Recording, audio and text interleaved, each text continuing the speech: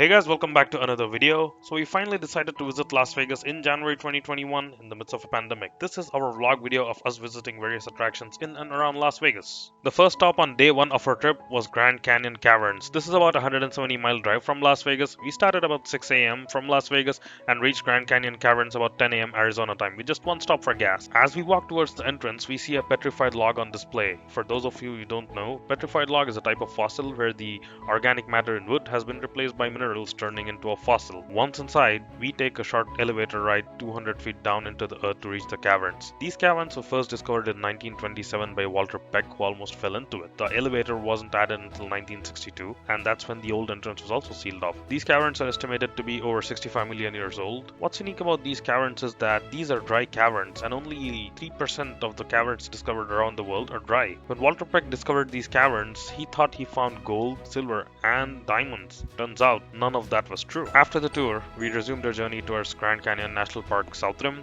It's about 160 miles from Grand Canyon Caverns. We reached Grand Canyon National Park South Rim about 2 p.m. Arizona time. After parking our car and freshening up, we started walking towards Mather Point, which is the first and closest viewing point to the visitor center. When we finally reached Mather Point, the view was breathtaking. Pictures don't do Grand Canyon justice. The magnitude of the Grand Canyon can only be felt only if you're standing in front of it. It has to be in front of your eyes. I was mesmerized and amazed as I stood there. This was a first-time experience for all four of us. My wife and I, my friend Farhan and his wife, we were all amazed as we stood there, immersed in the beauty of Grand Canyon. They have many free shuttle routes at the Grand Canyon National Park. We took the orange route to visit Yaqui Point because private vehicles are not allowed where they have shuttles running. The other two shuttle routes were shut down due to winter. However, when they shut these shuttle lines down, they allow you to take your private vehicles on those routes. So we took our car out and covered all the points on the red route on towards Hermit Road. If planned correctly, Grand Canyon South Rim can be covered in one day as a short day trip from Las Vegas. That's how we did it, with just me driving all the way round trip. The first stop on the second day of our trip was Seven Magic Mountains. This is about 23 miles from the Las Vegas Strip. The Seven Magic Mountains is an art installation. It was first opened in 2016 for 2 years, but due to the incredible success and demand, the exhibit kept getting extended. Currently, it's extended through the end of 2021. There is no entry fee for this exhibit. People normally spend about 15 to 30 minutes taking photographs and videos here. The Seven Magic Mountains makes for a really good backdrop. The next stop, and perhaps the most exciting stop of our trip, was skydiving with Go Jump America. From the Seven Magic Mountains, we drove down a couple of miles to Jean Airport. None of us had ever been skydiving before, so this was a new experience for all four of us.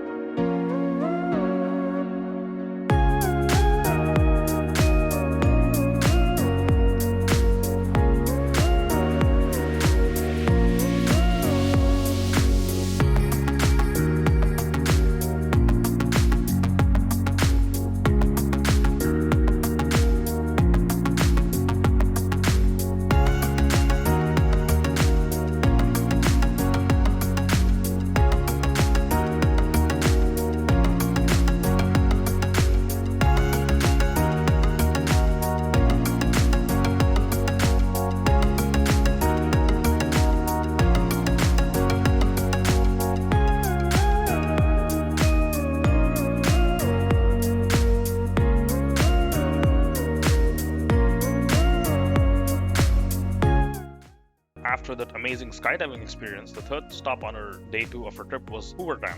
But before we reached Hoover Dam, we stopped by at the Michael Callahan Pat Tillman Memorial Bridge. This bridge offers perhaps the best viewing point of Hoover Dam. After that, we drove out to Hoover Dam, parked our car, and walked across Hoover Dam. The Hoover Dam completed construction in 1936, and this is about 30 miles from the Las Vegas Strip. This is a really good place to visit if you're in Las Vegas.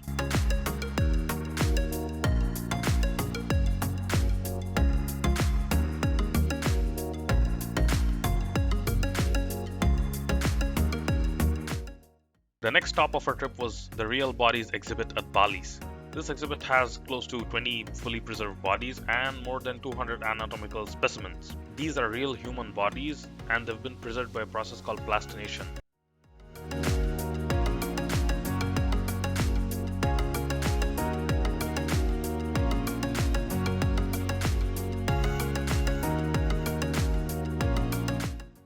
The next stop was the Bellagio Fountains. After enjoying a quick show there, we stopped by at the volcano at the Mirage.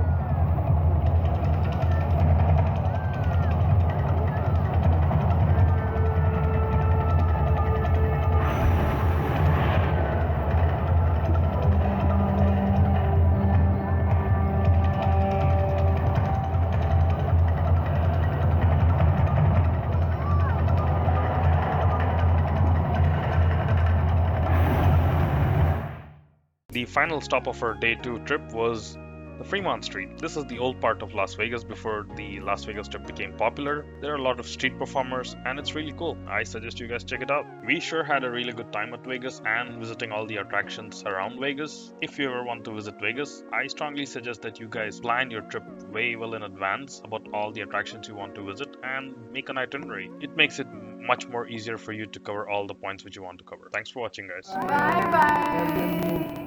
Bye Las Vegas. Bye Las Vegas.